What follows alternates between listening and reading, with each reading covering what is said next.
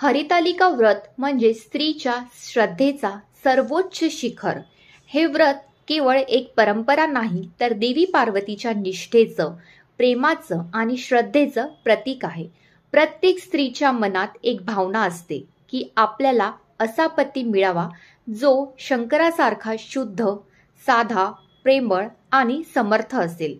आणि हीच ती एक रात्र स्त्री आपल्या संपूर्ण मनोभावाने देवाशी बोलते, प्रार्थना करते. मंडळी, आता आपण बघूया 2025 मध्ये हरितालिका व्रत कधी आहे. 2025 मध्ये हरितालिका व्रत 26 ऑगस्ट मंगळवार या दिवशी आहे. हा दिवस श्रावण शुद्ध तृतीया असल्यामुळे अत्यंत पुण्यकारी मानला जातो. संपूर्ण दिवस आणि रात्र उपवास ठेवला जातो. काही ठिकाणी हा व्रत 25 ऑगस्टच्या रात्रीपासूनच आरंभ होतो. मंडळी, हा व्रत करण्यामागचा भाव आहे पतीच्या दीर्घायुष्यासाठी, शंकरासारखा पती लाभावा यासाठी म्हणजेच कुमारिकांसाठी, गर्भधारणेसाठी म्हणजेच वध्यत्व दूर व्हावे म्हणून. मंडळी, आता आपण बघूया व्रताची पूर्वतयारी. 25 ऑगस्ट संध्याकाळी संकल्प करा की मी आजपासून हरितालिका व्रत श्रद्धेने करत आहे. माझ्या पतीचे आरोग्य, दीर्घायुष्य आणि आमच्या संसारातील सुखासाठी किंवा माझ्या भावी पतीसाठी मी शंकरासारखा धर्मनिष्ठ, प्रेमळ, संयमी आणि आधार देणारा जीवनसाथी मिळावा म्हणून हे व्रत करत आहे. मंडळी, आता आपण बघूया पूजेचे साहित्य. एक पाट व त्यावर स्वच्छ वस्त्र, शिव पार्वतीची मूर्ती किंवा मातीची मूर्ती म्हणजेच गौरी शंकराची मूर्ती, हळद, कुंकू, अक्षता, फुले, बेलपत्र, 16 शृंगार वस्तू गौरीसाठी, फळे, नैवेद्य, सुपाऱ्या, विड्याची पान, पाणी, तांदूळ, पंचामृत, समई, अगरबत्ती आणि कापूर. मंडळी, आता आपण बघूया व्रताचा दिवस म्हणजेच 26 ऑगस्ट 2025 या दिवशी काय करावे.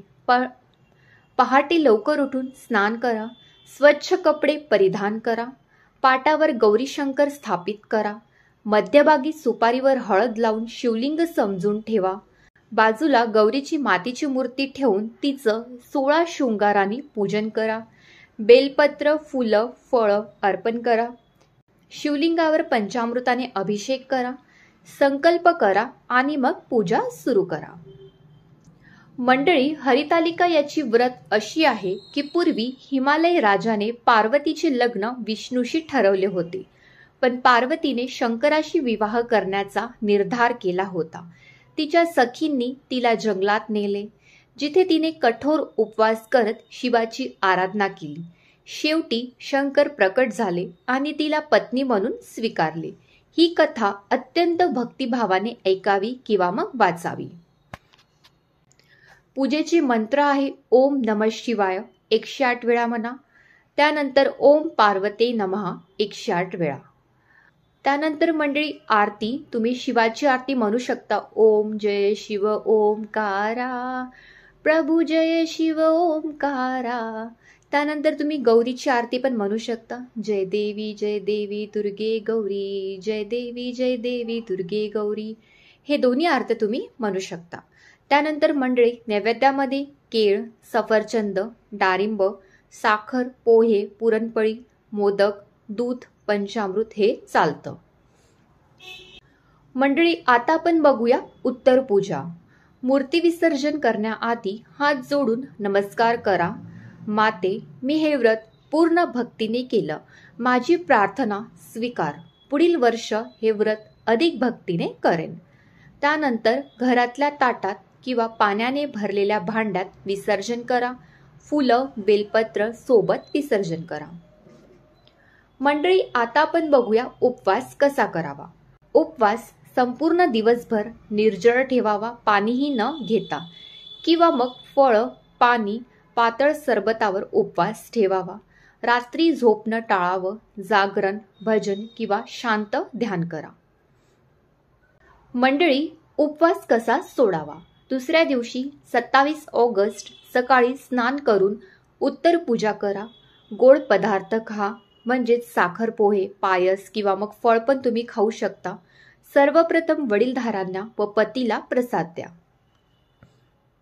मंडळी, या व्रताचे फायदे आहे तुमच्या समस्या दूर होतील, व्रताचे समाधान, वध्यत्व, गर्भधारणेतील अडचणी दूर होतील, मातृकृपेने गर्भधारणा शक्य होईल, नवविवाहित संसार अस्थिर असेल तर स्थिर होईल, संसारात स्थैर्य, प्रेम वाढेल.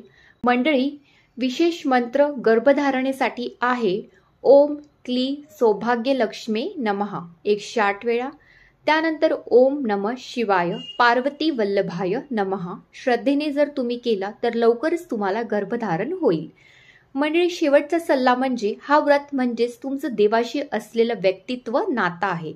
यात श्रद्धा असेल, सात्विक भाव असेल तर कुठलीही इच्छा अपूर्ण राहत नाही. शरीर, मन आणि आत्मा याचं संतुलन घडवणारं हे व्रत आयुष्यात सुख, शांती आणि सौभाग्य घेऊन येतो. हर हर महादेव. ओ